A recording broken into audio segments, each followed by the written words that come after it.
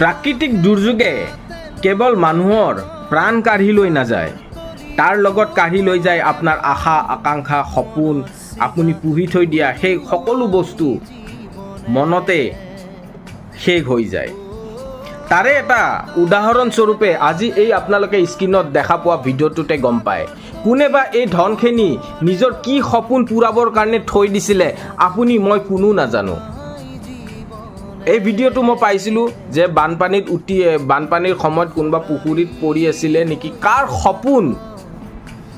সপোন নিজৰ পেটত গাঁঠি মাৰি এই ধনখিনি সংগ্ৰহ কৰি কিবা নিজৰ সপোন পূৰাবৰ কাৰণে ৰাখিছিল, কিন্তু এটা প্ৰাকৃতিক দুৰ্যোগে, মই প্ৰাকৃতিক দুৰ্যোগ বুলিয়েই ক'লোঁ, এটা প্ৰাকৃতিক দুৰ্যোগে সকলো সপোন থান বান কৰি পেলালে।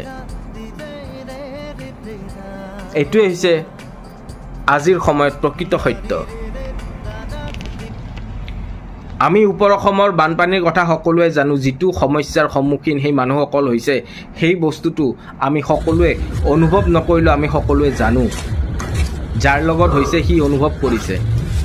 কিন্তু সেই পুহি থৈ দিয়া সপোনবোৰ কি ধৰণে পানীতে উটি বাঢ়ি আজি কাৰোবাৰ বেলেগৰ হাতত আহি পৰিছে।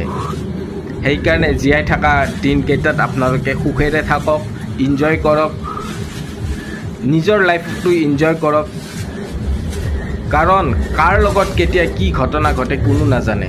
ইয়াৰ পৰা এটা কথাই আমি বুজি পালোঁ যে এটা প্ৰাকৃতিক দুৰ্যোগে মানুহৰ কেৱল প্ৰাণ কঢ়াই নহয়, সপোন আশা আকাংক্ষা বহুত বছৰৰ পৰা পালি থৈ দিয়া সেই সকলো বস্তু উটাই লৈ যায়, যিবিলাক বস্তু আমি ভাবি থওঁ।